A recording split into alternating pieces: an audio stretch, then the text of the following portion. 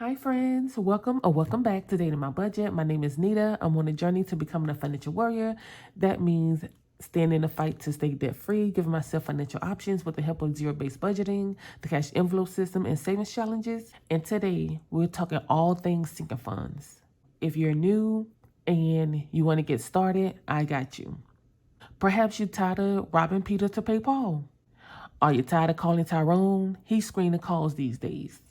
This month, let Daddy Paw keep his sack of coins for bingo. Your budget can have your back. It's all about how you build it. It is your blueprint. So let's get into it. What is a sinking fund? Sinking funds are categories or accounts that you save now and pay later from. Think of them as your Afterpay, Affirm, Klarna. They are your buy now, pay later, and depending on where you keep them, you earn interest instead of no interest. Sinking funds are good for those expenses or events that are frequent, infrequent, irregular, unplanned, unexpected, unpredictable, accidental, by saving small amount of money monthly or per pay cycle. And guess what, friends? Sinking funds are debt-free, they're guilt-free, and they're stress-free. Sometimes people like to cash flow expenses, meaning deal with them when the expenses is due or in the moment with their current income. However, in some cases, cash flowing an expense is not an option, especially when the expense costs more than your monthly income or disposable income. That's when you create your superpower of a sinking fund to be there to the rescue. Sinking funds can keep you out of debt by managing and planning your sinking funds. It reduces your chances of building more consumer debt. They provide financial peace, which I'm all about. They keep you prepared for the known and unknown. Recording and tracking your spending and life events help you plan better for future expenses using a specific app, spreadsheet, or planner that you can use as reference. Sinking funds, they just keep you out of trouble and out of your emergency fund. Yes. And so whether you're a cash stuffer or cashless, sinking funds can work for you. As long as you're living, life is going to life. And your emergency fund and sinking fund can help you along the way. You just need to have them and apply pressure to them. I am infatuated with sinking funds. I love the peace of mind and stability they have provided me. And I look forward to life events because I know my budget has my back. And it feels so good. So with that, I want to go over this sinking fund tracker that I printed from the Budget Mom free resources library. You absolutely do not need this, but for me, I do a rough draft, which I have here. So if you just have a pen and paper, you're good. Or if you take notes on your phone or computer, you're good too. But this for me is like, okay, I did my rough draft. Here's where I finalize everything, and I check throughout the month as I hit goals or just a reminder. Once you have your goals, I will provide you guys with two lists of categories to check out to serve as a reminder, or maybe some things you forgot that you necessarily need in your budget. This is basically step one. Next, I would say step two would be knowing how to strategize, organize, and focus on priority, when the bill is due, when the circumstance is needed by, and then your goal amount. So the first couple we're gonna go through together. The remainder, I think I'm gonna speed through. We'll chat afterwards. I have the eatery, and for me and my family, we set a goal of 300. Which is we need every 3 months. We use this to make meat orders from our local butcher. This is where you prioritize because you need to know how many months you have to save to divide by your goal amount by the months you have remaining before the funds are needed. Because I started this last year for this rotation, I have 1 month remaining. The month of February and March, we are going to place another order. So let's add what I have already saved. 51, 50, 70, 90, 95, 96, 97. So I have 197 saved. So we're going to subtract 197 from 300.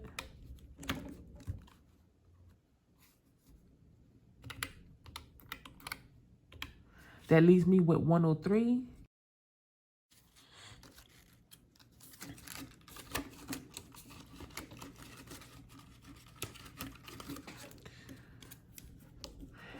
And M for monthly,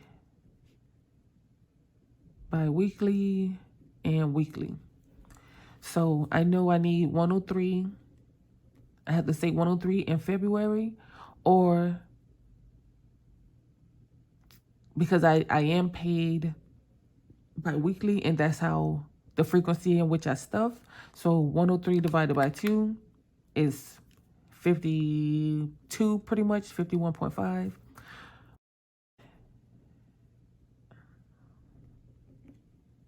And then if we break it down weekly, let's see, we'll break down 52 divided by 2, and that's 26 weekly.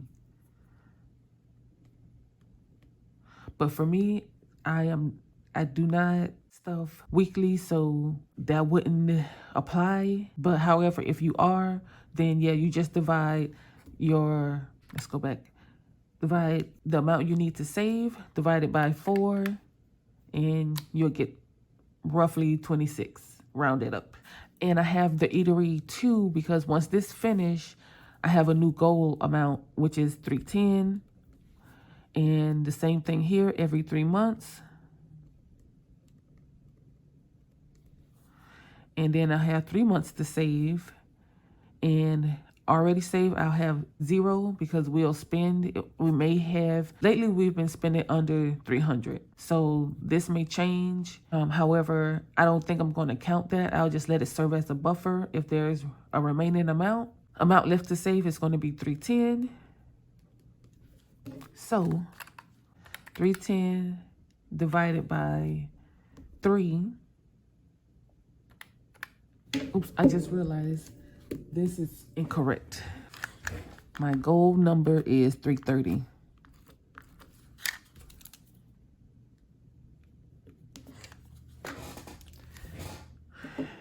So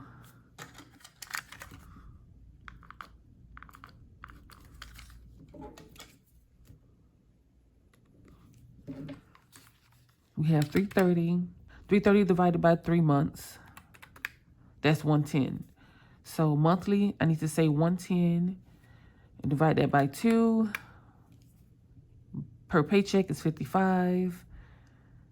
And divide that by 2 again. For weekly, that would be 27. You can do like I just did to find your weekly, by just, everything is kind of split in half. Monthly amount split in half, by weekly amount split in half to find. So you can divide everything by 2. Next is my car insurance, which is Geico. I know is due March. It's due in the month of March. We'll just say March 1st, 2024. But also this is a 6-month premium, so every 6 months. Goal that I set was 960. And this number was based off the last previous years, the most I've spent on car insurance on 2 cars. The amount of months I have remaining is pretty much 1, since I put the due date as the 1st. So what I have already saved, let's find out.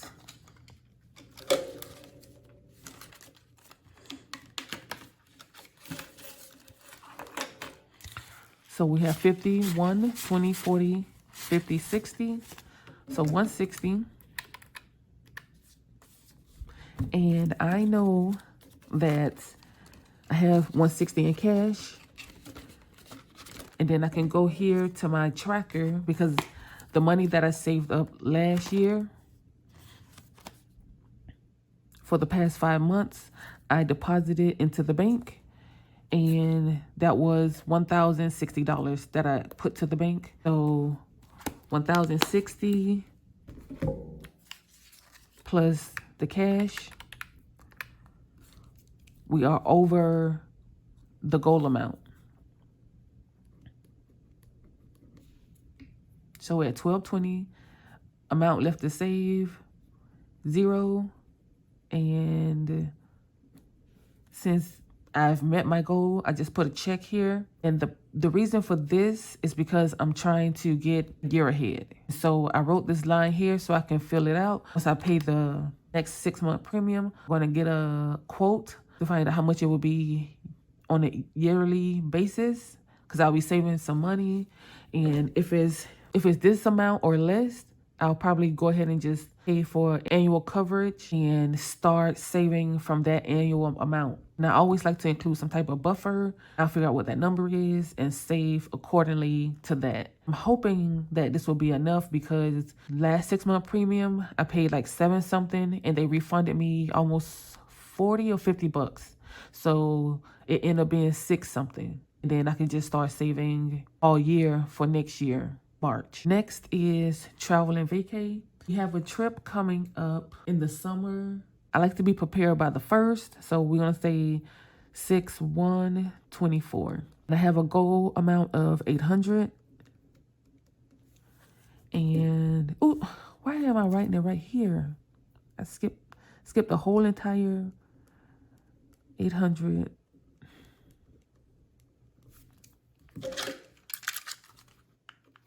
So I would advise using an erasable pen when doing this, or let's see, so February, March, April, May, June. I'm gonna say 4 months because I don't want to count June. I'm counting this from February to May. So what we have saved is was planning a cruise for March, but we pushed it back. And so now things have not been finalized. So chances are we always have like a backup destination or vacation. So we'll probably be a road trip and say push it to the cruise to 2025. So, but what I have saved in vacation is 5, 6, 50, 70, 90, 1, 2, 3. So 693.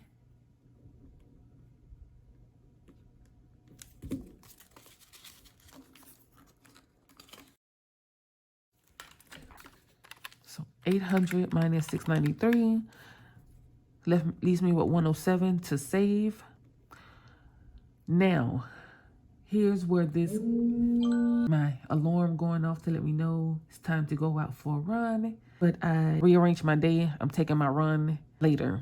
But this gets a little tricky is in my cash wallet, the money that we do not spend eating out funds this category. So the amount saved monthly is different. But the fact that I have 4 months and this year we're doing a low by year, I'm confident that we'll have this saved over the next 2 months. But for the sake of the video, we'll do 107, and that's the amount we need monthly. And then 107 divided by 2 for a bi-weekly amount, that's 54. Now, this is good for me to see because bi-weekly, I stuff $25 towards eating out. And since we haven't been eating out, that's 50 bucks a month. But let's take 54 divided by 2, and that's 27 weekly. I think we'll go up to, you know what, I miss Christmas. So I'm gonna finish this binder and then I'll speed through the rest. So school days, we've got a due date of 7/1/24. Goal amount is 900. So that gives us 6 months to save. What I have saved already, 1, 2, 3, 4, 14.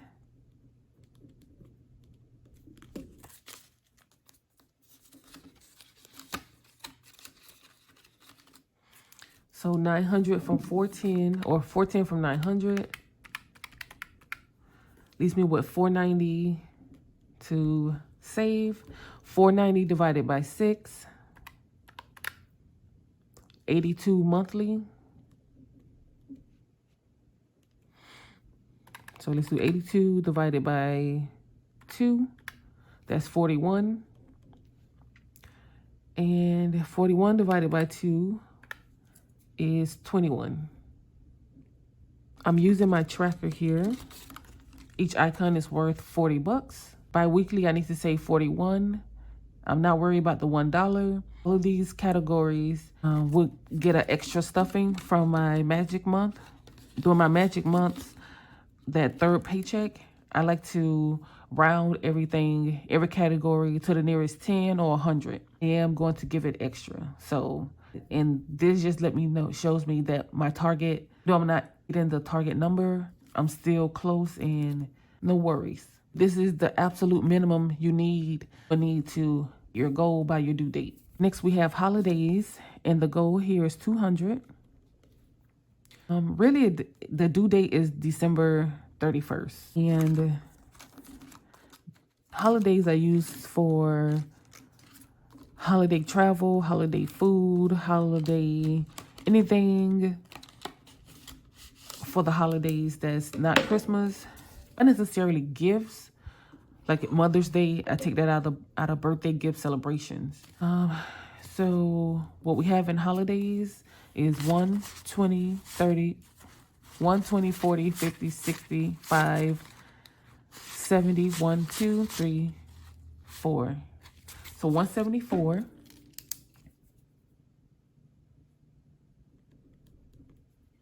And we have an entire 11 months to finish this. So 200 minus 174. I only have $26 to save. I follow this and do it this way. 26 divided by 11, round it up. That's about $3 a month. What I decided to do is I created a sinking fund snowball where I took holidays, the Purge, and Bank of Nita. These three amounts would normally stuff. Must snowball these categories. Just gonna leave that at 3 and keep it pushing. Next is the Purge. The goal here is 300.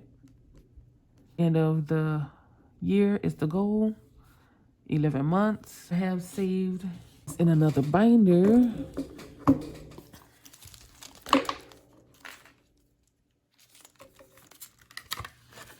And I have $10 saved.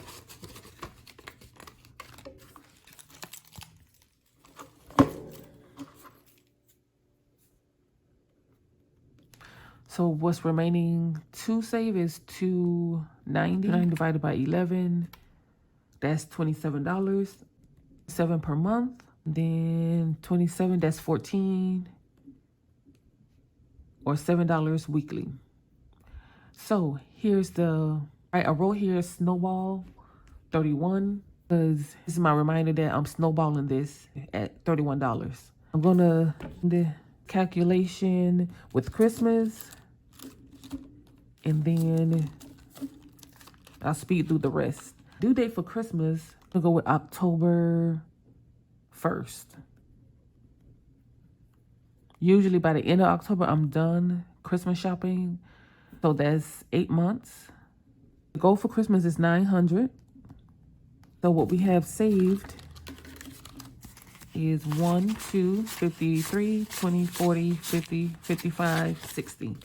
So 360.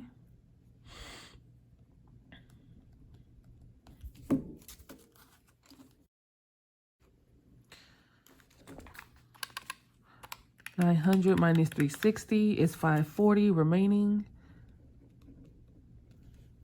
And so 540 divided by 8, that's 68 monthly, or 34 bi-weekly, or 17 weekly. So let you guys watch me and listen to a little bit of tunes while I finish the rest.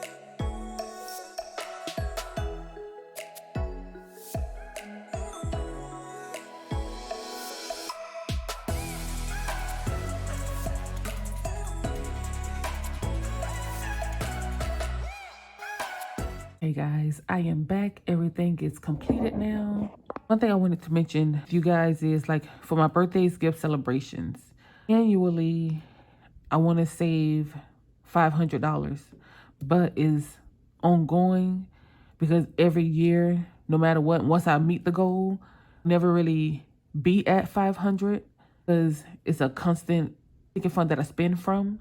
But I do want to have a goal amount set and that I'm working towards because there's time. That's about how much money, put in a buffer, spend on birthdays, holiday gifts, and celebrations.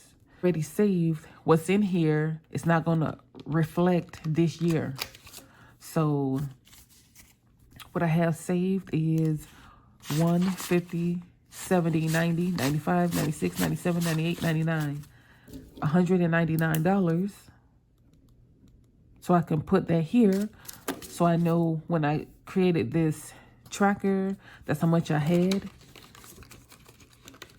And if I did the math, so 5 minus 199, that leaves me with $301 divided by 11 for 11 months. That's $27 per month. The majority of the cash that that's in this envelope is from last year. Last year's 100. And then this year, we'll put another 500. I'll tell you the amount that I saved this year so far. So far in this category of the 500, I've actually saved 42 bucks. So this number should be 458. So we'll definitely go with this. So 458 divided by 11 months, 41.62. So 42 rounded up. Monthly, 21 per paycheck or $11 per week. So this 21 is the number that I'm sticking to. And I will meet my 500 goal for 2024. So just wanted to show you guys that for those sinking funds that you just kind of let keep rolling and building. And eventually at the end of the year, I want to have 500 to come into the following year. So essentially I'll be like a year ahead. And the following year, I keep doing the same thing to replenish what's going to be used. And once I get a year ahead, I'm going to put the 500 in a savings account and then use it for the current month's birthdays, celebrations, gifts. I show you guys how to apply pressure. And applying the pressure, you're nurturing, growing, avoiding future debt, accidental spending and overspending, less you choose to. By giving yourself options to choose, sinking funds. These sinking funds, you can avoid tapping into your emergency fund. Of course, if you don't have these sinking funds established already and you do have an emergency fund, yes, use your emergency fund. But with sinking funds, you are now set to expect the unexpected. That's one thing you guys don't see in my list of categories, because emergency fund, well, which they say save 3 to 6 months expenses. For me, that's only in the event of job loss. It's not for expenses that arise with my car, my house. I have specifics. My home defense is my home emergency. Car defense is car emergency.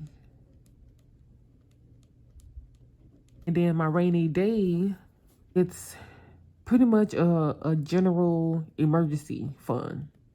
But they term it rainy day because typically your rainy day fund is a lower amount. So let's say anywhere from 100 to 100 or 300 to 1,000. Your rainy day for any type of expense. For me, these three are essentially my emergency fund, but I have them specifically authorized for these certain events. And to me, the more specific you are, the less your odds of just spending for emergencies, because general emergency pot is like, well, what's the emergency? Oh, well, I'm short on this and short on that. Or, you know what? I needed these shoes because find yourself making excuses because it's so general. You get specific. These are if you ran into an emergency and like, well, which category can I take from? You take from your travel? Probably not, because you're looking forward to that vacation we take from school. That's important. Holidays, maybe. But then you kind of have it mapped out to where it's like, could I pull from? If you had a situation, maybe it fell under a category or maybe it didn't. But if you had a general emergency fund, you'll probably keep pulling from that. And before you know it, basically at zero. And when you have a car emergency, where do you go? One is you just want to make sure you have categories that you're in your funds to cover everything. Even if you was cashless and all this money was going into one account, they'll have specifics. This is your entire emergency fund. When you tap into situation that happened to your car, you can deduct that from that category amount. Specific, the better. Mine, that's the way to go, and that's what's worked for me. Trying to share as much as I can with you guys to help you along your way. You guys so much, and I will chat with you in the next video. Remember, guilt-free, stress-free, debt-free sinking funds is the way to be. Bye, guys. And actually, I forgot this year's 1K. This is my emergency fund for the year, if you will. And because I'm still trying to get my rainy day to 2,500, I'm removing this for an option to spend from until it's at its goal. So I decided that every year it makes sense for me to save $1,000 that year with that year's income to cover any emergencies that arise throughout the year, so I can allow my sinking funds, emergency funds to build. So this will be like my active emergency fund. And so at the end of the year, what's not used or whatever's remaining will go to medical, home defense, car defense, rainy day. I'm giving myself 3 months to get it saved. I have 2 months remaining. I'm doing a challenge. So for me, I'm not worried about how much to save per month. I'm using this 1K challenge to go here. The money from my no spend is going to here. Put already saved. I know I have 310 because first paycheck I stuffed 150. The second paycheck I stuffed 160 in here. So it's 310, and I'll be stuffing whatever from my no spend. So 1,000 minus 310 leaves, 1,000 minus 310 leaves 690. So over the next 2 months, I need to have 690. For this one, that's all I need to be concerned with. So I just wanted to hop back on and show you guys that, because I just want you to see how things make sense to me. And pretty much part 2 of my goals for 2024. These are all the things that I'm working on, and you will see throughout the year, and they will reflect in my cash stuffings and savings challenges.